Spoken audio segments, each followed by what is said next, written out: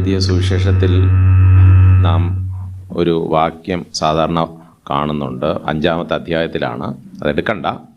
மத்தேயு நற்செய்தியினுள்ளே சாதாரணமாக ஒரு வசனத்தை பார்க்கிறோம், அதை எடுக்க வேண்டாம்.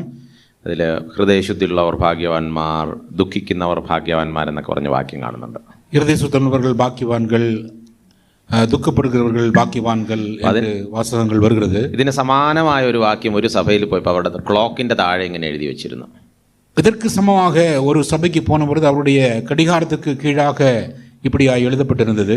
Blessed are the preachers, those who preach shortly, they shall be called again. சுருக்கமாக பிரசங்கம் பண்ணுகிறவர்கள் பாக்கியவான்கள், அவர்கள் திரும்பவும் அழைக்கப்படுவார்கள். ആശയം നിങ്ങൾക്ക് മനസ്സിലായി കാണുമെന്ന് ഇതിന്റെ അർത്ഥം നിങ്ങൾ പുരിந்து வைத்திருக்கிறீர்கள் എന്ന് നമ്പുகிறேன். അപ്പൊ ഞാനും ഇന്ന് വളരെ ചുരുക്കിയായിരിക്കും ഈ സെഷൻ എടുക്കാൻ പോകുന്നത്. இந்த பகுதியை மிக சுருக்கமாகத்தான் நான் எடுக்க போகிறேன். നമ്മൾ രാവിലെ ചിന്തിച്ചത് അനുസരണക്കേട് കാണിച്ചതിന്റെ പരിണിത ഫലങ്ങളാണ്. காலையிலே நாம் சிந்தித்தது கீழ்ப்படியாமல் போனதனுடைய பின்விளைவுகளை குறித்து நாம் சிந்தித்தோம். ഇപ്പോൾ നാം കേൾക്കാൻ പോകുന്ന അനുസരണം കാണിച്ചതിന്റെ ഗുണങ്ങൾ. இப்பொழுது நாம் கேட்க போகிறது கீழ்ப்படிந்ததன் விளைவாக வந்த பின் விளைவுகள். 3-4 സംഭവങ്ങൾ പറഞ്ഞ് വളരെ ലളിതമായിട്ട് ആശയം പറഞ്ഞ് അവസാനിപ്പിക്കാമെന്ന് വിചാരിക്കുന്നു. 3-4 സംഭവங்களை കൂറി மிக தெளிவாக എളിമയാക കൂറി அந்த காரியத்தை முடிக்க விரும்புகிறேன். നമ്മൾ ഈ അനുസരിക്കുമ്പോൾ എന്തെല്ലാം ഗുണങ്ങളാണെന്ന് പലപ്പോഴും ചിന്തിക്കാറില്ല. நாம் கீழ்ப்படிந்தால் வரக்கூடிய நன்மைகள் என்ன என்று பல சந்தர்ப்பங்களில் நாம் சிந்திப்பதில்லை. പൊതുവെ നമ്മുടെ ശരീരത്തിന് ഒരു പ്രത്യേകതയുണ്ട്. ഈ അനുസരിക്കുമ്പോൾ എന്തോ കുറച്ചിലാണെന്നുള്ള ഒരു ചിന്ത. பல சந்தர்ப்பங்களில் நம்முடைய உள்ளத்திலே, நம்முடைய சரீரத்திலே வருகிற ஒரு தன்மை அல்லது நிலைமை என்னவென்றால், கீழ்ப்படிஞ்சா என்னமோ குறைஞ்சு போச்சு அப்படின்னு நினைச்சுக்கிறோம். നിയമങ്ങൾ പാലിക്കുക, സ്കൂളിലാകട്ടെ, കോളേജിലാകട്ടെ, അല്ലെങ്കിൽ സഭയിലാകട്ടെ, അല്ലെങ്കിൽ റോഡിലാകട്ടെ, ഈ നിയമങ്ങൾ പാലിക്കുമ്പോൾ നമ്മളെന്തോ കുറഞ്ഞവരാണെന്നൊരു ചിന്ത നമുക്ക് അറിയാതെ വരും. விதிமுறைகளை கை கொண்டால் அது சாலையிலாகட்டும், பள்ளியிலாகட்டும், സഭയിലാകട്ടും ഒഴുങ്കை കടപിടിത്താൽ ഏതോ കുറഞ്ഞു പോകുന്നത് എന്ന് നിனைக்கிறோம். പക്ഷേ ഈ സ്കൂളിലൊക്കെ ശ്രദ്ധിച്ചിട്ടുണ്ടല്ലേ, താമസിച്ചു വരുന്ന പിള്ളേർ ഞങ്ങൾ ഭയങ്കര കിടിലാണെന്നൊക്കെ അങ്ങനെ ആയിരിക്കും വരുന്നത്. லேட்டா ஸ்கூலுக்கு வர்றவங்க எல்லாம் ரொம்ப லேட்டா வர்றவங்க அவங்க மாப்பிள்ளை மாதிரி ரொம்ப ஜம்முன்னு அப்படி வருவாங்க. നേരത്തെ വരുന്ന ഒരു പാത്ത് പതുങ്ങിയോ അയ്യോ പാവം പോലെ വന്നിരിക്കും. முதல்ல நேரமா வந்து சேர்றவங்க பயந்து அப்படியே மென்மையா வந்து உட்காந்துக்குவாங்க. റോഡിലൂടെ നിയമം പാലിച്ചു പോകുന്നവരുടെ വാഹനം നമുക്കറിയാം, വളരെ സാവധാനം പതുക്കെ പോകേണ്ട രീതിയിൽ പോകും. ரோட்ல விதிமுறைகளை பின்பற்றி வாகனம் ஓட்டுகிறவர்கள் மெதுவா அப்படியே ஓரமா ஒதுங்கி போயிட்டே இருப்பாங்க. പക്ഷെ ഭയങ്കര ബഹളം ഉണ്ടാക്കി, ഭയങ്കര ശബ്ദമൊക്കെ ഉണ്ടാക്കി, ഭയങ്കര സ്പീഡിലൊക്കെ പോകുന്ന ചില വാഹനങ്ങൾ കാണും, ഒരു അനുസരണം ഇല്ലാതെ. சில வாகனங்கள் ஓட்டுகிறவர்கள் பார்த்தா தெரியும், அப்படியே பயங்கரமா பந்தாவா வந்து பயங்கரமா வேகமா ஓட்டி ஒளியெல்லாம் எழுப்பி ஒரு தாறுமாறா ஓட்டிட்டு போயிட்டே இருப்பாங்க. അപ്പൊ ഈ അനുസരിക്കാതിരിക്കുമ്പോൾ എന്തോ ഒരു സന്തോഷം പോലെ ചിലപ്പോൾ നമുക്ക് തോന്നാം. கீழ்ப்படியாமல் இருக்கும்போது ஏதோ ஒரு சந்தோஷம் உள்ளே வருகிறது போல ஒரு எண்ணம் நமக்கு தோன்றலாம். പക്ഷെ അനുസരിക്കുമ്പോൾ ഉള്ള ഗുണങ്ങളാണ് ഏറ്റവും സന്തോഷം ഉണ്ടാകുന്നത്. ஆனால் கீழ்ப்படியும் போது வரும் நன்மைகள் தான் மிகுந்த சந்தோஷத்தை நமக்கு கொடுக்கக்கூடியதாக இருக்கும். 2 രാജാക്കന്മാർ 4-ാമത്തെ അധ്യായം. 2 ராஜாக்கள் 4-ാമത് അധികാരം. അവിടെ എലീശ പ്രവാചകന്റെ കൂടെയുള്ള ശിഷ്യന്മാരിൽ ഒരാൾ മരിച്ചു പോകുന്നു. എലിസ ദീർഘദർശിയോട് കൂടെ ഇരുന്ന ദീർഘദർശികളിൽ ഒരുവർ മരിച്ചു പോനാൻ. ആ മരിച്ചുപോയ ശിഷ്യന്റെ ഭാര്യയും മക്കളും വലിയ കടക്കണിയിലാകുന്നു. அந்த மரித்து போன தீர்க்கதரிசியும் அவனுடைய பிள்ளைகளும் பெரிய கட தொல்லையிலே பாரப்பட்டு கலங்கி நிற்கிறார்கள். അപ്പൊ ഈ ഭർത്താവ് മരിച്ചതിന്റെ ദുഃഖത്തിൽ ഈ വിധവ ജീവിക്കുമ്പോൾ, கணவன் இறந்து போன நிலைமையிலே துக்கத்தோடு வாழ்கின்ற அந்த நிலைமை, அந்த விதவை இருக்கும்போது മക്കളെ പിടിക്കാനായിട്ട് ചിലർ അവിടെ വന്നു. பிள்ளைகளை பிடிப்பதற்காக சிலர் வருகிறார்கள். കാരണം അന്നത്തെ കാലത്ത് ഈ കടം തിരിച്ചു കൊടുത്തില്ലെങ്കിൽ മക്കളെ കൊണ്ടുപോകും അടിമകളായിട്ട്. ஏனென்றால் அந்த காலத்திலே தாய் தகப்பன் கடன் கொடுக்காவிட்டால் பிள்ளைகளை பிடித்துக்கொண்டு அடிமைகளாக்கி விடுவார்கள். നമുക്ക് വായിക്കാം 1-ാമത്തെ വാക്യം മുതൽ. 4-ാം അധ്യായം 1-ാമത്തെ വാക്യം. 4-ാം அதிகாரம் முதல் வசனம் முதல் சில வசனங்களை நாம் வாசிப்போம். தீர்க்கதரிசிகளுடைய புத்திரரில் ஒருவனுக்கு மனைவியாயிருந்த ஒரு ஸ்திரீ எலிசாவை பார்த்து, உமது அடியானாகிய என் புருஷன் இறந்து போனான், உமது அடியான் கர்த்தருக்கு பயந்து நடந்தான் என்பதை அறிவீர். கடன் கொடுத்தவன் இப்பொழுது என் 2 குமாரரையும் தனக்கு அடிமைகளாக்கி கொள்ள வந்தான் என்றான். எலிசா அவளை நோக்கி, நான் உனக்கு என்ன செய்ய வேண்டும்? வீட்டில் உன்னிடத்தில் என்ன இருக்கிறது சொல் என்றான். அதற்கு அவள், ஒரு குடம் எண்ணெய் அல்லாமல் உமது அடியாளுடைய வீட்டில் வேறொன்றும் இல்லை என்றார். அப்பொழுது அவன், நீ போய் உன்னுடைய அயல் வீட்டுக்காரர் எல்லாரிடத்திலும் அநேகம் வெறும் பாத்திரங்களை கேட்டு வாங்கி உள்ளே போய் உன் பிள்ளைகளுடனே உள்ளே நின்று கதவை பூட்டி அந்த பாத்திரங்கள் எல்லாவற்றிலும் வார்த்து நிறைந்ததை ஒரு பக்கத்தில் வை என்றான். அவள் அவ்விடத்திலிருந்து போய் தன் பிள்ளைகளுடன் கதவை பூட்டி கொண்டு இவர்கள் பாத்திரங்களை அவ்விடத்தில் கொடுக்க അവൾ അവകളിൽ വാർത്താൾ. മതി. ഇവിടെ ഒരു പ്രശ്നമാണിത്. ഇங்கே ഒരു പ്രശ്നം ഇരിക്കുന്നത്. ഈ പ്രശ്നം പരിഹരിക്കാനായിട്ട് ആദ്യം ഈ സ്ത്രീ ചെയ്ത് ദൈവദാസന്റെ അടുത്ത് വന്നു. இந்த பிரச்சனைக்கு பரிகாரமாக முதலாவதாக இந்த பெண்மணி செய்தது தேவ மனுஷனிடத்திலே வருகிறார். അപ്പോൾ ദൈവദാസന്റെ അടുത്ത് വന്നപ്പോൾ ദൈവദാസൻ ഒരു ചോദ്യം ചോദിക്കുന്നുണ്ട്. தேவ மனுஷனிடத்திலே வந்தபோது இந்த தேவ மனுஷன் ஒரு கேள்வி அவளை பார்த்து கேட்கிறார். എന്താ ചോദിച്ചേ? என்ன கேட்டார்? നിന്റെ പക്കൽ എന്തുണ്ട്? உன் பக்கத்திலே என்ன இருக்கிறது என்ன கேட்டார். ഈ സ്ത്രീ പറഞ്ഞ ആ വാക്ക് നിങ്ങൾ ശ്രദ്ധിച്ചോ? இந்த ஸ்திரீயானவள் சொன்ன பதிலை நீங்கள் கவனித்தீர்களா? ഇവിടെ വന്നത് ഒന്നുമില്ലാതെയാ വന്നത്. ഒന്നുമില്ലാமல் അവൾ ഒന്നുമില്ലാத നിലമയിലേ വந்தாள். പക്ഷെ വന്നിട്ട് ഉള്ള സത്യം അങ്ങ് പറഞ്ഞു. വന്നവൾ இருக்கிற உண்மையை அப்படியே சொல்லிவிட்டாள். നമ്മൾ ആരെങ്കിലും ആയിരുന്നെങ്കിൽ എന്തോ നാം ആർന്ന என்ன செய்வோம்? വീട്ടില് സത്യം പറഞ്ഞാൽ ഒന്നുമില്ലെന്നേ പറയത്തുള്ളൂ. വീട്ടിലെ ഒന്നുമേ ഇല്ലിങ്ക அப்படித்தான் നാം சொல்லுவோம். ജോലി ഉണ്ടോന്ന് വെച്ചാൽ എന്തോ പറയും? வேலை இருக்கான்னு கேட்டால் என்ன சொல்லுவோம்? ഈ നാളുകളിൽ ജോലി ഒന്നുമില്ല. இந்த நாட்டில் வேலையே இல்லைங்க, பிஸ்னஸே ஓட மாட்டேங்குது. சம்பளம் അയ്യോ ഇപ്പൊ കിട്ടുന്നേ ഇല്ല എന്ന് പറയും. சம்பளம் கிடைக்கவே மாட்டேங்குதுங்க. ഈ പ്രശ്നം ഏതും പരിഹരിക്കാനുള്ള ഒരു മാർഗം ഉള്ള സത്യം പറയണം. பிரச்சனை பரிகரிக்கிறதுக்கான ஏக ஒரே மார்க்கம் உள்ளதை அப்படியே சொல்ல வேண்டும். ഇവിടെ ദൈവദാസൻ ഉടനെ ഒരു സൊല്യൂഷൻ പറയുകയാണ്. இங்கே தேவ மனுஷன் அதற்கான பரிகாரத்தை சொல்கிறார். ഇങ്ങോട്ട് പ്രശ്നമായിട്ട് വന്നു, இங்கே பிரச்சனையோடு வருகிறார். ഉടനെ ദൈവദാസൻ അങ്ങോട്ട് സൊല്യൂഷൻ പറയുകയാണ്. திரும்ப இந்த தேவ மனுஷன் அதற்கு பரிகாரத்தை சொல்கிறார். നീ വീടുകളിൽ പോയി പാത്രങ്ങൾ വാങ്ങണം. நீ வீடுகளுக்கு பக்கத்து வீடுகளுக்கெல்லாம் போய் பாத்திரங்களை வாங்கி வா. എന്നിട്ട് എന്താണോ ഉള്ളത് അത് ആ പാത്രങ്ങളിൽ നിറയ്ക്കണം. வாங்கி வந்த பிறகு என்னென்னலாம் இருக்கோ அதை அந்த பாத்திரத்துக்குள்ள போட்டு நிரப்பு. അപ്പോൾ പ്രശ്നം പരിഹരിക്കപ്പെടും. பிரச்சனை பரிகரிக்கப்படும். അപ്പോൾ എന്താണ് നീ അനുസരിക്കേണ്ടത്? ആകவே നീ என்ன കീഴ്പടിയ வேண்டும்? നിനക്കുള്ള കാര്യങ്ങൾ എങ്ങനെ ചെയ്യണമെന്ന് ദൈവദാസൻ പറഞ്ഞു അതുപോലെ അങ്ങ് ചെയ്താൽ മതി. உனக்கு இருக்கிற காரியங்கள் எப்படி செய்ய வேண்டும் என்று தேவ மனுஷன் சொல்லி கொடுத்தானோ அதன்படி நீ செய்ய வேண்டும். ആ സഹോദരി അതുപോലെ ചെയ്തു. அந்த சகோதரி அப்படியே செய்தாள். അതുകൊണ്ട് ആ പ്രശ്നം പരിഹരിക്കപ്പെട്ടു. ஆகவே அந்த பிரச்சனை பரிகாரம் செய்யப்படும். നമ്മുടെ ഒക്കെ ജീവിതത്തിൽ പ്രശ്നങ്ങൾ വരും. நம்முடைய வாழ்க்கையிலெல்லாம் பிரச்சனைகள் வந்து போகலாம். പ്രശ്ന പരിഹാരത്തിന് ബൈബിൾ പറയുന്ന ചില രീതികളുണ്ട്. பிரச்சனை பரிகாரத்திற்கு வேதம் சொல்லிக் கொடுக்கிற சில பரிகார மார்க்கங்கள் உண்டு. ചിലപ്പോൾ ദൈവദാസന്മാർ ചില പരിഹാര മാർഗങ്ങൾ പറയും. சில சந்தர்ப்பங்களில் தேவ ஊழியர்கள் சில பரிகார மார்க்கத்தை காட்டுவார்கள். ചിലപ്പോൾ പിതാവായിരിക്കും, ആ വീട്ടിലെ പിതാവ് പരിഹാര മാർഗം പറയും. சில சந்தர்ப்பங்களில் அந்த வீட்டினுடைய அப்பா தலைவன் சில காரியங்களை சொல்லிக் கொடுப்பார். ചിലപ്പോൾ ആ വീട്ടിലെ മമ്മി ആയിരിക്കും പരിഹാര മാർഗം പറയുന്നത്. சில சந்தர்ப்பங்களில் அந்த வீட்டினுடைய அம்மா பரிகார மார்க்கத்தை காண்பிப்பாள். ഇവിടെ ഈ സ്ത്രീ അതുപോലെ അനുസരിച്ചു. இந்த ஸ்திரீ அப்படியே கீழ்ப்படிந்தாள். തിരിച്ചങ്ങോട്ടൊന്നും ചോദിക്കാൻ നിന്നില്ല. எதிர்கேள்வியாக எதிர்மறையாக ஒன்றும் அவள் பேசவில்லை. അനുസരിച്ചതുകൊണ്ട് മക്കൾ രക്ഷപ്പെട്ടു. கீழ்ப்படிந்ததினாலே பிள்ளைகள் அவர்கள் தப்புவிக்கப்பட்டார்கள். പ്രിയ സഹോദരങ്ങളെ, നമ്മൾ അനുസരിക്കുന്നതുകൊണ്ടുള്ള ഒരു ഗുണം, பிரியமான அன்புக்குரியவர்களே, நாம் கீழ்ப்படிதன் மூலமாக பெற்றுக்கொள்கிற ஒரு நன்மை, നമ്മുടെ തലമുറകൾ സുരക്ഷിതരാകും. நம்முடைய தலைமுறையினர் பாதுகாப்பாய் இருப்பார்கள். നമ്മൾ അനുസരണക്കേട് കാണിച്ചതിന്റെ ദോഷം നമ്മുടെ തലമുറകൾ അനുഭവിക്കും. അത് നേരത്തെ കണ്ടു. நாம் கீழ்ப்படியாமல் போனால் அதனுடைய பின்விளைவுகளை நம்முடைய பின் சந்ததியார் அனுபவிப்பார்கள். அதை ஏற்கனவே நாம் பார்த்தோம். നമ്മൾ തെറ്റ് ചെയ്യുന്നു, പക്ഷെ നമ്മുടെ മക്കൾ ഭാവിയിൽ അനുഭവിക്കേണ്ടി വരുന്ന ഒരു സാഹചര്യം ഒന്ന് ഓർത്തു നോക്കിയേ. நாம் தப்பு செஞ்சோம், நம்முடைய பிள்ளைகள் எதிர்காலத்திலே அதற்குரிய தண்டனை அனுபவிப்பார்கள். அதனுடைய காரியத்தை கௌரவத்தை சற்று சிந்தித்து பாருங்களேன். നമ്മൾ ദൈവസന്നിധിയിൽ പ്രാർത്ഥിക്കാതെ ആലോചിക്കാതെ ദൈവം നൽകിയ സമ്പാദ്യമൊക്കെ വിറ്റ് നശിപ്പിച്ചു. മക്കൾ പിന്നെ ഭാവിയിൽ കടക്കണിയിലായി. நாம் தேவனுடைய சமூகத்திலே ஆலோசிக்காமல் ஜெபிக்காமல் இருக்கிற சொத்தை எல்லாம் வித்து நாம் அப்படியே போய்விட்டோம். பிள்ளைகள் பாழாய்ப்படுகிறார்கள். ദൈവം സഭയെയും ദൈവദാസന്മാരെയും തന്നിരിക്കുന്നതിൻ്റെ ഒരു ഗുണം, இந்த நிலைமையிலே தேவனுடைய சபையும் தேவ ஊழியர்களையும் நமக்கு தேவன் கொடுத்திருப்பதனுடைய ஒரு நன்மை, ഏത് പ്രയാസം വന്നാലും ഓടി വന്നണയാൻ ദൈവം നമുക്കൊരു നല്ല സഭ തന്നിട്ടുണ്ട്. எந்த பிரச்சனை வந்தாலும் அடைக்கலமாய் வந்து புகுவதற்கு நமக்கு நல்ல ஒரு சபையை தேவன் தந்திருக்கிறார். അപ്പോൾ സഭയിലെ ചില സഹോദരന്മാർ, ചുമതലപ്പെട്ടവർ, മൂപ്പന്മാർ ചില നിർദ്ദേശങ്ങൾ പറയും, ചില നിയമങ്ങൾ പറയും. അതനുസരിച്ചാൽ ഒരു ദോഷവുമില്ല. சபையிலே அந்த தலைமைத்துவம் வகிக்கிற மூப்பர்கள், கண்காணிகள் சில ஆலோசனைகளை சொல்வார்கள்.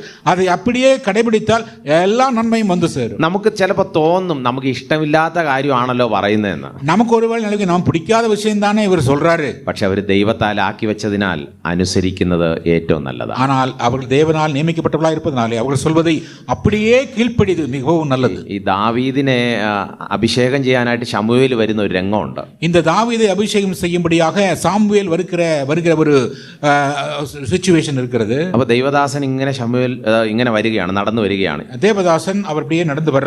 വായിച്ചോ 1 ശമൂവേൽ 16-ാമത്തെ അധ്യായത്തിൽ 1 சாமுவேல் 16வது அதிகாரம் 4-ാമത്തെ വാക്യം. 4வது வசனம்.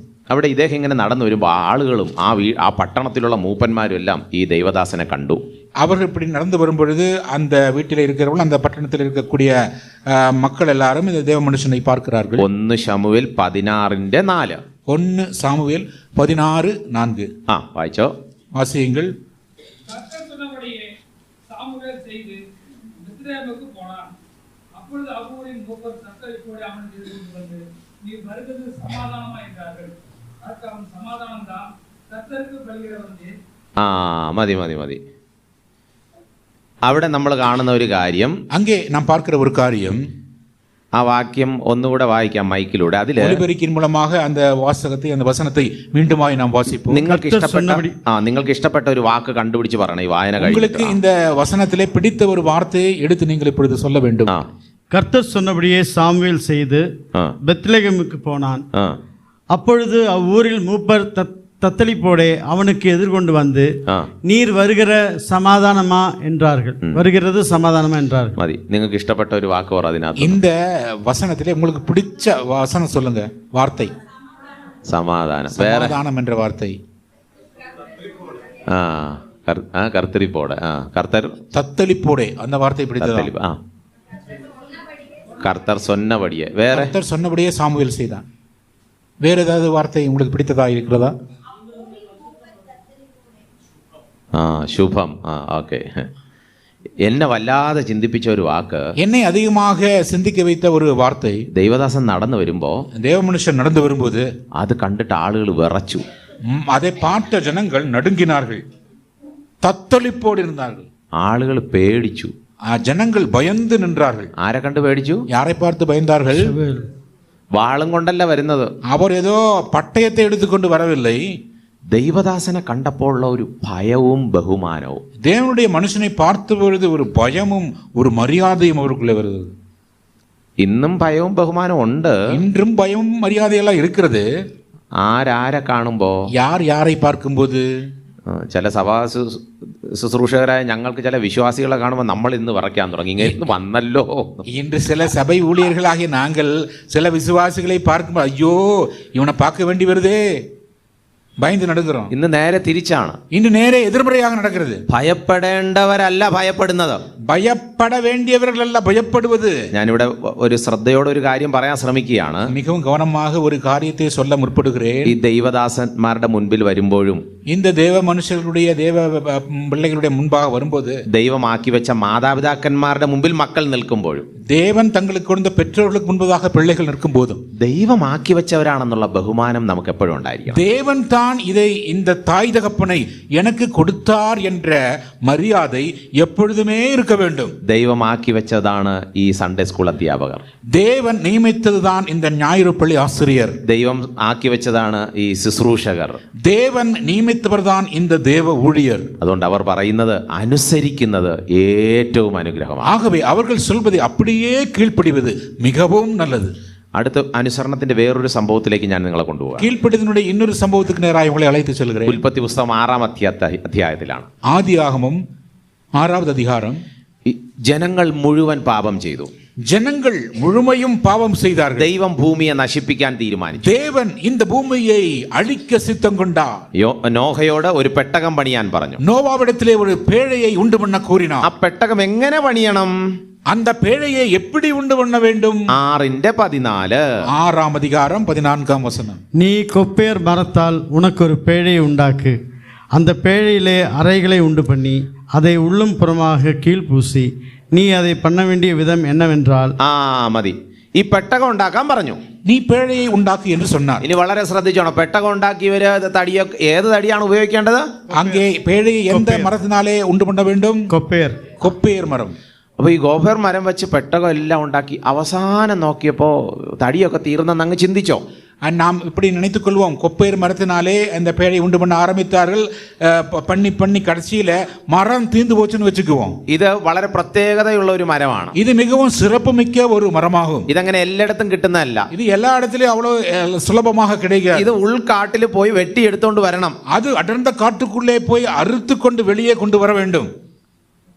എല്ലാ പണിയും തീർന്നപ്പോൾ മുകളിൽ ഒരു ചെറിയൊരു ഇത്രയും നീളത്തിലൊരു തടി കൂടെ ആവശ്യമുണ്ട്. எல்லா வேலையும் முடிச்சு மேலால பார்க்கும்போது இவ்வளவு ஒரு அடி நீளத்துக்கு ஒரு மர பற்றாக்குறை இருக்கிறது. നോഹ നോക്കിയപ്പോൾ ഒരു തടിയും കാണുന്നില്ല, എല്ലാം തീർന്നു. நோவா அங்கிட்டு இங்கிட்டு பார்த்தாரு, எங்க ஒரு மரம் காணோம். നമ്മളാണെങ്കിൽ എന്തോ ചെയ്തേനെ? நாம என்ன செய்வோம்? டூப்ளிகேட் போடுவோம். വല്ല വേറെ ഏതെങ്കിലും തടിയോ വല്ലതോ എടുത്തു വെച്ച് ടേപ്പിട്ട് ഒട്ടിച്ച് நாம என்ன செய்வோம்? வேற ஏதாவது ஒரு பொக்கிள்ஸ் மரத்தை தூக்கிட்டு வந்து அதுல இணைக்க பார்ப்போம். ഇത്രയും നീളമല്ലേ ഉള്ളൂ, കുഴപ്പമില്ല. இவ்வளவு அகலம் தானே, பரவாயில்லையே. പക്ഷെ അവിടെ എഴുതി വെച്ചിരിക്കുന്ന ശ്രദ്ധിച്ചോ, 22ാമത്തെ വാക്യം. 22ஆம் வசனத்தை நீங்கள் கவனமாய் பாருங்கள். நோவா அப்படியே செய்தான். நோவா அப்படியே செய்தான். தேவன் தனக்கு கட்டளையிட்டபடி எல்லாம் அவன் செய்து முடித்தான். നോഹ കൽപ്പിച്ച അതുപോലെ തന്നെ ചെയ്തു. നോവ ദേവൻ തനക്ക് சொன்னபடியே எல்லாவற்றையும் செய்து முடித்தான். അങ്ങനെ ചെയ്തതുകൊണ്ട് മറ്റുള്ളവർക്ക് വരുന്ന ദോഷം ഇവർക്ക് വരാതെ ഇവർ രക്ഷപ്പെട്ടു. அப்படி செய்தனால மற்றவர்களுக்கு வருகிற தீங்கு இவர்களுக்கு வராமல் இவர்கள் காப்பாற்றப்பட்டார்கள். നോഹ തന്റെ ബുദ്ധി ഉപയോഗിച്ചതേ ഇല്ല ഇത് കെട്ടുന്ന കാര്യം. நோவா தன்னுடைய சுயபுத்தியை இந்த பேழையை உண்டு பண்ணுவதற்கு பயன்படுத்தவே இல்லை. ഇതില് കീല് തേക്കുന്നതിൽ പോലും എവിടെയെങ്കിലും വിട്ടുപോയിട്ടുണ്ടെങ്കിൽ അതുകൂടെ തേച്ചു. അതാ അങ്ങനെ തന്നെ ചെയ്തെന്ന് എഴുതി വെച്ചിരിക്കുന്നു. அந்த பேழைக்கு எங்கெல்லாம் விட்டு போய் நிலைமையிலே கீழ்பூசும் காரியம் இருக்கிறதா என்று பார்த்து அதை கூட சரிபார்த்து கீழ்பூசும் விஷயத்தையும் சரியாக அவன் செய்து முடித்தான். നമ്മൾ അനുസരിക്കേണ്ട രീതിയിൽ അനുസരിച്ചാൽ മറ്റുള്ളവർക്ക് വരുന്ന ദോഷം നമുക്ക് തട്ടാതെ ദൈവം കാക്കും. நாம் கீழ்ப்படியும் நிலைமையிலே காரியங்களுக்கு கீழ்ப்படிந்து நடந்தால் மற்றவர்களுக்கு வருகிற தீங்கு நமக்கு வராமல் இருக்கும். നിങ്ങൾ ശ്രദ്ധിച്ചിട്ടുണ്ട്, ദൈവത്തിന് നമ്മളെ ശിക്ഷിക്കണമെന്ന് ആഗ്രഹമൊന്നുമില്ല. தேவனுக்கு நமக்கு தண்டனை கொடுக்கணும்னெல்லாம் விருப்பமெல்லாம் ஒன்றும் கிடையாது. നമ്മൾ അനുസരിക്കാത്തതുകൊണ്ട് അവർക്ക് കിട്ടേണ്ടത് നമുക്കും കൂടെ കിട്ടുകയാണ്. நாம் கீழ்ப்படியாமல் போறதுனால മറ്റുള്ളവർക്ക് വരേണ്ട ശിക്ഷ നമുക്കും കൂടെ വരുന്നു. மற்றவர்களுக்கு வராத தண்டனை நமக்கு வந்து சேருது. வர வேண்டிய தண்டனை நமக்கு வந்து சேருது. ദൈവമക്കളെ ഈ ഭൂമിയിൽ ശിക്ഷിക്കണമെന്ന് ദൈവത്തിന് ഇഷ്ടമൊന്നുമല്ല. இந்த பூமியில தேவனுடைய பிள்ளைகளை தண்டிக்கணும்னு ஆண்டவருக்கு விருப்பமெல்லாம் ஒன்றும் கிடையாது. പിന്നെ നമ്മൾ എന്താ ഈ പ്രശ്നങ്ങളിലൂടെ കടന്നു പോകുന്നത്? ஏன் நாம் இந்த பிரச்சனையெல்லாம் நமக்கு ஏன் பின்னர் வருகிறது? അവർക്കുള്ളതെല്ലാം അടിയും കൂടെ നമുക്ക് ഇപ്പൊ കിട്ടുകയാണ്. அவங்களுக்கு வர வேண்டிய அடியெல்லாம் சேர்த்து நமக்கு வந்து சேருது. ചിലപ്പോ ഈ ക്ലാസ്സിലൊക്കെ പിള്ളേരിരുന്ന് ചിരിക്കും. சில பள்ளியில நாம் இப்படித்தான் பார்த்துருக்கிறோம். ஒட்டுமொத்தமா எல்லா மாணவர்களும் ஓன்னு சிரிப்பாங்க. തമാശ പറഞ്ഞത് ഒരുത്തനാണ്, ஒருத்தன் தான் தமாஷ் சொல்லுவான். കേട്ട എല്ലാരും ചിരിച്ചു. அதை கேட்டிருந்து அத்தனை பேருமே சிரிப்பாங்க. ടീച്ചർ നോക്കിയപ്പോൾ അവസാനം ഒരുത്തൻ അവനല്പം ചിരി കൺട്രോൾ ചെയ്യാൻ പ്രയാസമാണ്. അവനാണ് ചിരിച്ച് അവസാനിപ്പിച്ചത്, നീട്ടി ചിരിച്ച് അവനെ മാത്രം ചിലപ്പോൾ പിടിക്കും. அந்த டீச்சர் கேட்ட பொழுது ஒருத்தனுக்கு சிரிச்சே இருந்தவன் அவன் சிரிச்சு அவன் நிறுத்த முடியல. கடைசியில் கொஞ்சம் நீட்டமா இன்னும் கொஞ்சம் அதிகமா சிரிச்சுட்டான். അപ്പോൾ ടീച്ചർ നോക്കിയപ്പോൾ ഇവനാണ് ചിരി, അവനെ മാത്രം വിളിച്ചു. டீச்சர் பார்த்தாரு, இவன் தான் சிரிச்சான், அவனை வாடா முன்னாடி வாடான்னு கூட்டி வந்தாரு. അപ്പോൾ തമാശ പറഞ്ഞതിനും തുടങ്ങി വെച്ചവനും ഒന്നും കണ്ടതുമില്ല, അറിഞ്ഞതുമില്ല. തമാശ சொன்னவனும் எல்லாரும் சிரிக்க வச்சவனுக்கு ஒன்றும் தெரியாது, அப்பாவி மாதிரி அவன் பாட்டு உட்காந்துருக்கான். ഈ അടുത്തവന്റെ പാപത്തിൽ നമ്മൾ അറിയാതെ ഓഹരിക്കാരാകും. ഇതുപോലെ மற்றவன் செய்கிற பாவத்தில் நாம தெரியாம அதனுடைய பின்விளைவை நாம் அனுபவிக்க வந்துருவோம். മറ്റൊരു കാര്യത്തിലോട്ട് ഞാൻ നിങ്ങളെ കൊണ്ടുപോകും. இன்னொரு காரியத்துக்குள்ளாக பிரவேசிக்க செய்ய விரும்புகிறேன். മോശയുടെ കാലത്ത് നടന്ന സംഭവം, പുറപ്പാട് 12ാമത്തെ അധ്യായം. யாத்திராகம் புத்தகத்தில் நடந்த ஒரு காரியம் மோசேயின் காலத்திலே வந்தது. அது അവിടെ അനുസരണം കാണിച്ചു. அங்கே அவர்கள் கீழ்ப்படியாமையாய் இருந்தார்கள். അവരനുസരിച്ചത് കൊണ്ട് എന്താണ് ഗുണം? அவர்கள் தேவனுக்கு கீழ்ப்படிந்தார்கள். அதன் விளைவாக அவர்களுக்கு வந்தது என்ன? ഇസ്രായേൽ ജനങ്ങൾ എല്ലാവരോടും ദൈവം മോശയിലൂടെ പറയുകയാണ്. இஸ்ரவேல் ஜனங்கள் அனைவரையும் பார்த்து தேவன் அவர்களை பார்த்து சொல்கிறார். 22ാമത്തെ വാക്യം, 22வது வசனம். 12:22. 12ஆம் அதிகாரம் 22ஆம் வசனம்.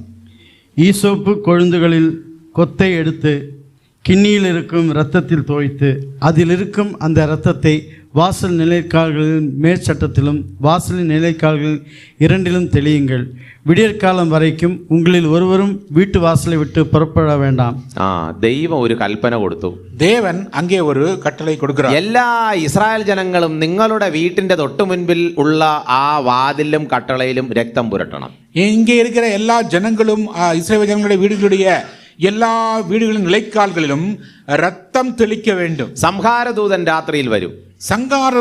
ദൂതൻ ഇരവിലെ വരുവാൻ. ഈ രക്തം കാണാത്ത വീട്ടിൽ സംഹാരദൂതൻ കയറും. இந்த ரத்தம் இல்லாத வீட்டுக்குள்ளே சங்காரதூதன் உட்புகுவான். അപ്പൊ ഈ ദൂതൻ പുറപ്പെടുന്നതിന് മുമ്പ് ദൈവം കൊടുക്കുന്ന നിർദ്ദേശം എന്താണ്? தூதன் புறப்படுவதற்கு முன்பதாக தேவன் அவனுக்கு கொடுக்கிறதான நிபந்தனை அறிவிப்பு என்ன?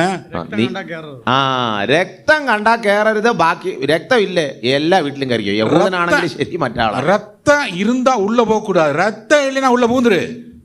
അത് യഹൂദനാണെങ്കിലും ശരി, அது யூதனா இருந்தாலும் சரி, മിസ്രൈമ്യനായിരുന്നാലും ശരി, இஸ்ரவேல் இருந்தாலும் சரி, எகிப்தியனா இருந்தாலும் சரி. അങ്ങനെ ദൂതൻ വന്നു. அப்படி தூதன் வந்தான். ഞാൻ ഈ സംഭവത്തെ ഒരു ഇംഗ്ലീഷ് പുസ്തകത്തിൽ വായിച്ചു കേട്ടു, ഒരു ബുക്കിൽ.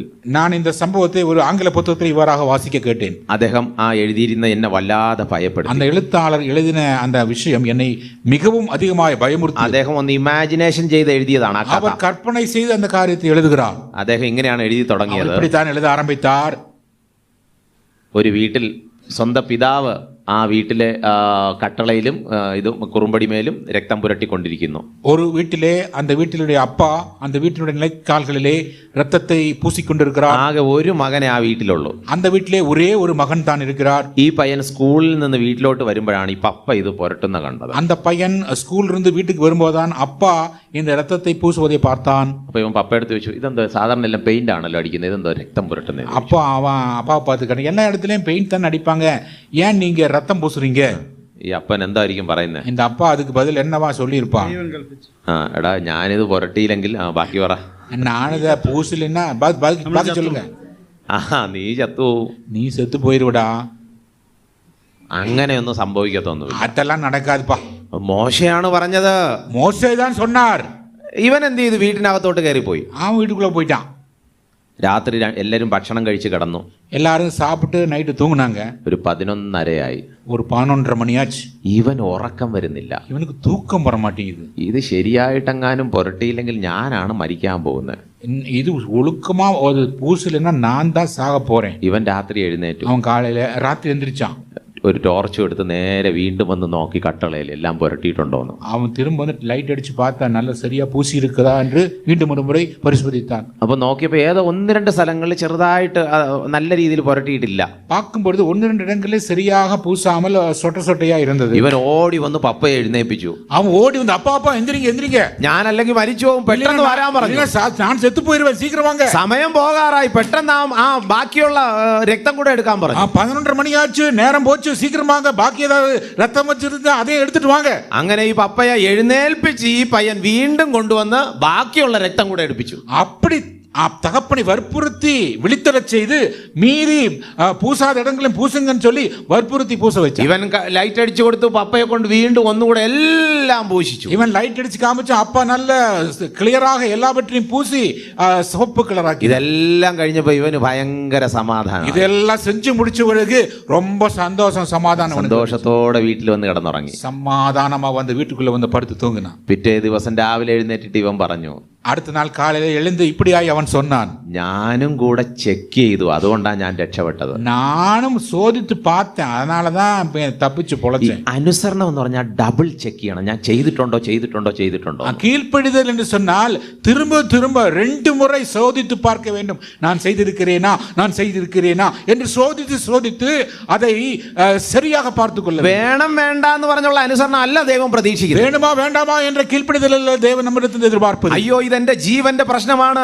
ഞാൻ ഇത് ചെയ്തിട്ടുണ്ടോ, ഒന്നുകൂടെ പരിശോധിക്കണം. இது என்னுடைய வாழ்க்கை பிரச்சனை, இது செய்யாமல் போனால் நான் பாதிக்கப்படுவேன், ஆகவே மீண்டும் மீண்டும் மீண்டும் ஒருமுறை நான் அதை பரிசோதிப்பேன் என்று பரிசோதித்து பார்ப்பேன். പൗലോസ് പറയുന്നതാണ്, ഞാൻ നല്ല പോർ പൊരുതു, കാരണം നല്ലവണ്ണം താൻ തന്റെ ജീവിതത്തെ ചെക്ക് ചെയ്തു. அதைத்தான் பவுலடியார் சொல்வார், நான் நல்ல போராட்டத்தை போராடினேன் என்று சொன்னார்.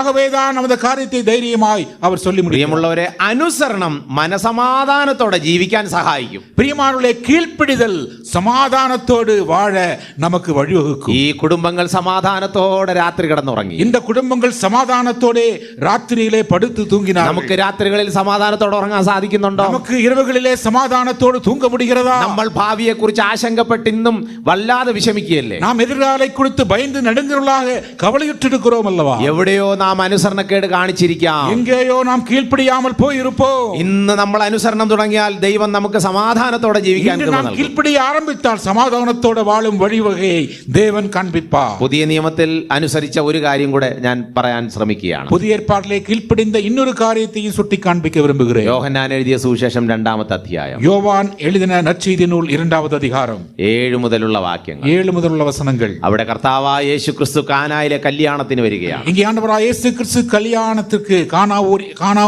என்கிற ஊருக்கு வருகிறார். വീഞ്ഞ് തീർന്നുപോയി. அங்கே திராட்சரசம் குறைவுபட்டது. എന്ത് ചെയ്യണമെന്നറിയാതെ ഇരിക്കുന്ന സമയത്ത് என்ன செய்வதென்று தெரியாமல் தவித்த போது അവിടെ ഉള്ള ആ ശുശ്രൂഷകർ മറിയയുടെ അടുക്കലേക്ക് വന്ന് വിഷയം അവതരിപ്പിച്ചു. அங்கே வேலை செய்தவர்கள் மரியாதத்திலே வந்து இருக்கின்ற நிலைப்பாட்டை ஆண்டவரிடத்திலே கூறினார்கள். യേശു കർത്താവ് എന്താണ് പറഞ്ഞത്? இயேசு ஆண்டவர் என்ன சொன்னார்? 7-8 வாக்கியங்கள். 7-8 வசனம். இயேசு வேலைக்காரரை நோக்கி ஜாடிகளிலே தண்ணீர் நிரப்புங்கள் என்றார்.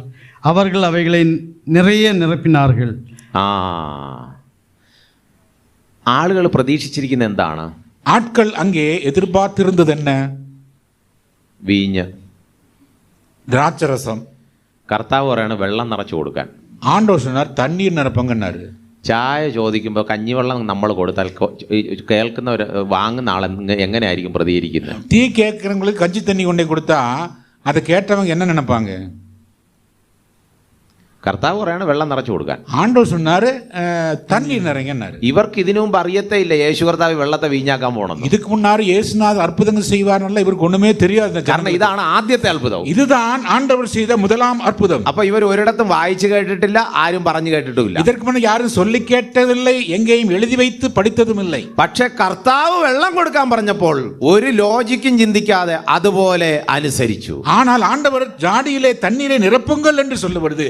எந்த விதமான லாஜிக்கும் பார்க்காமல் அப்படியே கீழ்ப்படிந்து அந்த ஜாடிகளில் எல்லாம் தண்ணீர் நிரப்பினார்கள். അതിൽ എഴുതി വച്ചിരിക്കുന്ന വക്കോളം നിറച്ചു എന്നാണ്. அங்கே நாம் பார்க்கும் பொழுது அதனுடைய விளிம்பு வரைக்கும் நிரப்பினார்கள். അനുസരണത്തിന്റെ ഏറ്റവും നല്ല ഉദാഹരണമാണ് അവിടെ കാണുന്നത്. கீழ்ப்படிதலின் மிகச்சிறந்த எடுத்துக்காட்டை தான் நாம் அங்கே பார்க்கிறோம். എന്താണ് ഗുണമെന്നറിയാമോ? அதனுடைய பின்விளைவு என்னவென்று தெரியுமா? 11-ാമത്തെ വാക്യം വായിക്കാം. 11வது வசனத்தை நாம் வாசிப்போம். இவ்விதமாக இயேசு இந்த முதலாம் அற்புதத்தை கலிலேயாவில் உள்ள கானா ஊரிலே செய்து தம்முடைய மகிமையை வெளிப்படுத்தினார்.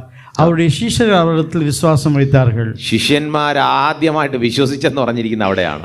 சீஷர்கள் முதலாவது அவரிடத்தில் விசுவாசித்தார்கள் என்று சொல்லப்படுகிற காரியம் இந்த இடத்துல தான். അനുസരിച്ചത് വേറെ ചിലരാണ്, கீழ்ப்படிந்தது வேறு சில ஆட்கள் தான். അത് കണ്ടിട്ട് മറ്റു ചിലർ വിശ്വസിച്ചു. அதை பார்த்த மற்ற சிலர் விசுவாசித்தார். നമ്മുടെ അനുസരണം ചിലരൊക്കെ വിശ്വാസത്തിലോട്ട് വരാൻ ഇടയാകും. நம்முடைய கீழ்ப்படிதல் சிலரெல்லாம் விசுவாசத்துக்கு வர ஏதுவாயிருக்கும். കർത്താവിന് വേണ്ടി തലകീഴായി ക്രൂശിക്കാൻ സ്വയം ജീവിതം കൊടുത്ത പത്രോസ് ഉൾപ്പെടെ യേശു കർത്താവിൽ വിശ്വസിക്കാനുള്ള ഒരു കാരണം ഈ അനുസരണമായിരുന്നു. ஆண்டவருக்காக தலைகீழாக என்னை சிலுவையில் அறையுங்கள் என்று தம்மை ஒப்புவித்த அந்த பேதுரு கூட இந்த செயலை பார்த்துதான் ஆண்டவரின் பேரிலே விசுவாசம் வைத்தார். ഞാനും നിങ്ങളും ദൈവത്തെ ശരിയായി അനുസരിക്കുമ്പോൾ ചില പത്രോസും ചില യോഹന്നാന്മാരും ദൈവത്തിൽ വിശ്വസിക്കാനായിട്ട് ഇടയാകും. நானும் நீங்களும் சரியாக ஆண்டவருக்கு கீழ்ப்படியும் பொழுது சில யோவான்களும் சில பேதுருக்களும் ஆண்டவரை விசுவாசிக்க ஏது உண்டாகும். നിത്യതയിൽ പത്രോസ് പ്രസംഗിച്ചതിന് ആയിരക്കണക്കിന് ആളുകൾ ദൈവത്തിങ്കിലേക്ക് വന്നതിന്റെ സമ്മാനം വാങ്ങുമ്പോൾ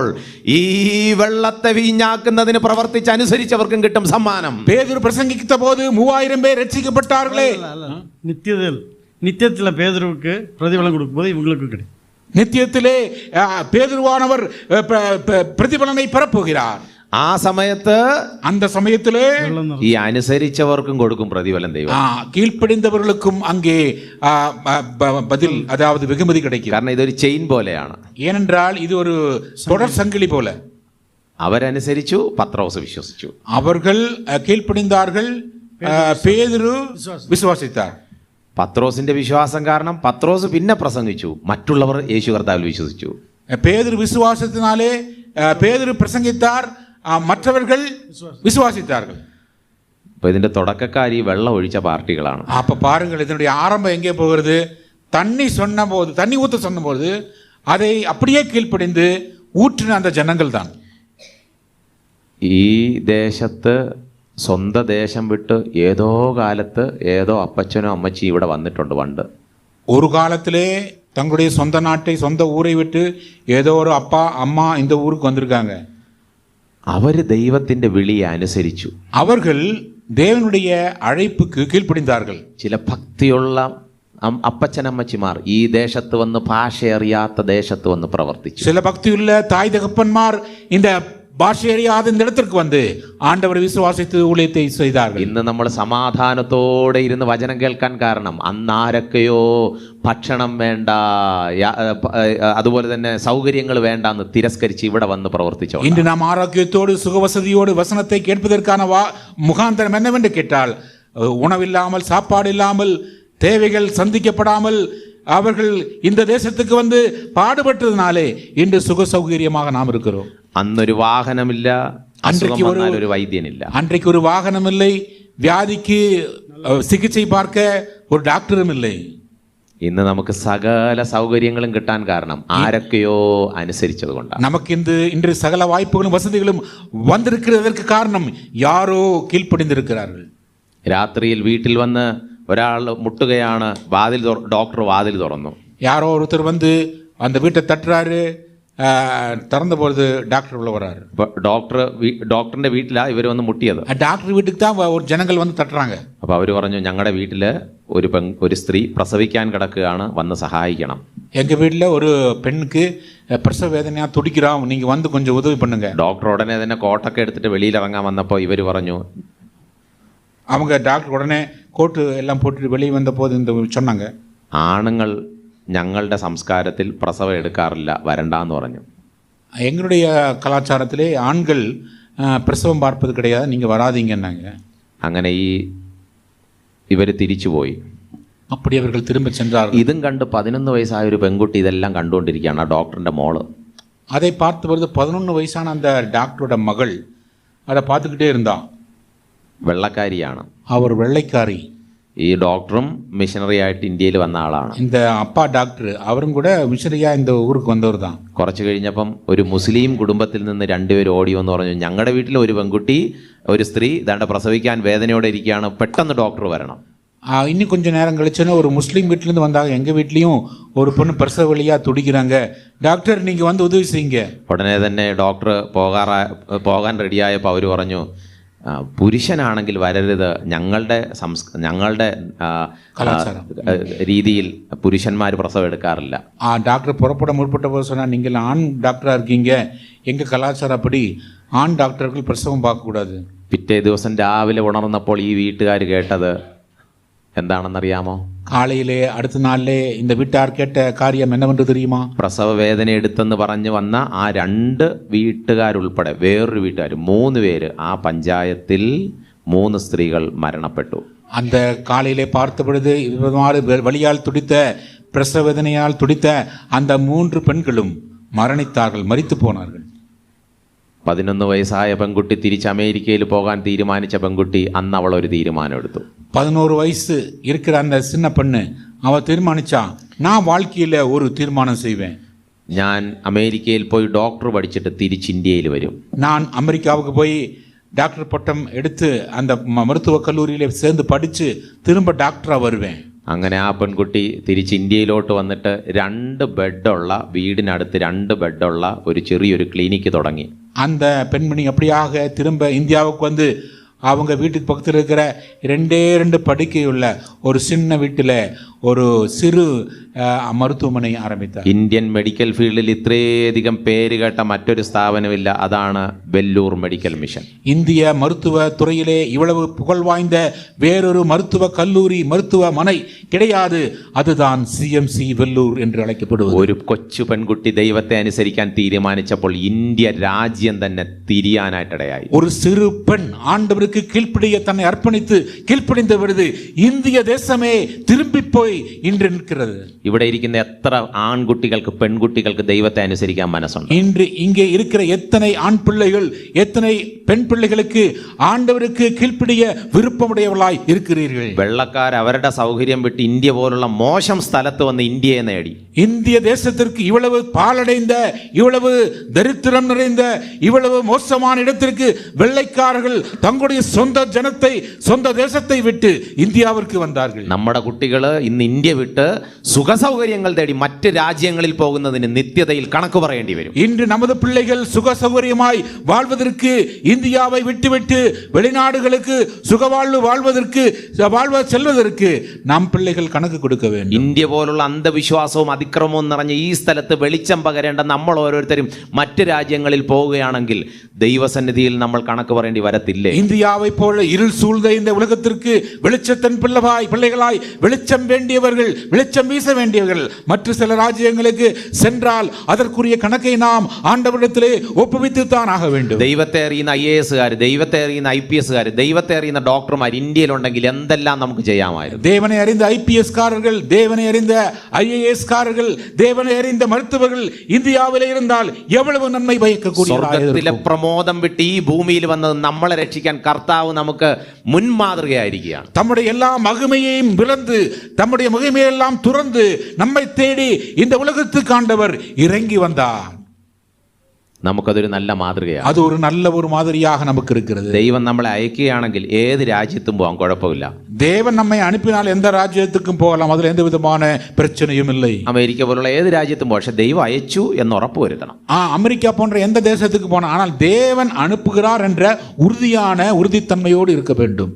പക്ഷേ ஆனால் കർത്താവെ, ഞാൻ എന്നെ എവിടെ അയച്ചാലും അവിടെ അങ്ങേ അനുസരിച്ച് ജീവിക്കാമെന്ന് പറഞ്ഞ് തയ്യാറായാൽ ദൈവം നമ്മളെ ഉപയോഗിക്കുന്നത് ലോകം പോലും അതിശയിക്കുന്നതിനേക്കാൾ അപ്പുറം. ஆனால் தேவன் நம்ம எங்கே அனுப்பினாலும் எந்த ராஜ்யத்துக்கு சென்றாலும் ஆண்டவரை முழுமை அங்கே உமக்கு நான் கீழ்ப்படிந்து வாழ்வேன் என்று நாம் நினைத்து அங்கே செல்வோமானால் நிச்சயமாக உலகம் அதிசயிக்கும் நிலைமையிலே தேவன் நம்மை ஆசீர்வதிப்பார். നമുക്ക് ഒരൊറ്റ ജീവിതമേ ഉള്ളൂ. நமக்கு ஒரே ஒரு வாழ்க்கை தான் இருக்கிறது. അനുസരിക്കുന്നത് യാഗത്തെക്കാളും ശ്രദ്ധിക്കുന്നത് മുട്ടാടുകളുടെ മേധസ്സിനേക്കാളും നല്ലത്. கீழ்ப்படிதல் பலியை காட்டிலும் மிகச்சிறந்தது என்று நாம் வேதத்திலே வாசிக்கிறோம். ഒറ്റ അനുസരണക്കേട് പലരുടെയും ജീവിതം മാറ്റി. ஒரே ஒரு கீழ்ப்படியாமை அநேகருடைய வாழ்க்கையை தலைகீழாக்கி போட்டது. പക്ഷെ ക്രിസ്തു ஆனால் கிறிஸ்து அவர் கீழ்ப்படிதலுடையவராய் வந்தார். നമ്മളും അനുസരിക്കാൻ തയ്യാറായാൽ പലരെയും നമുക്ക് മാറ്റാൻ സാധിക്കും. அப்படி நாம் கீழ்ப்படுவோமே ஆனால் பலரையும் நம்மால் மாற்ற முடியும். കേട്ട വചനങ്ങളാൽ ദൈവം നമ്മളെ സഹായിക്കട്ടെ. கேட்ட வசனங்களாலே தேவன் நமக்கு உதவி செய்வாராக.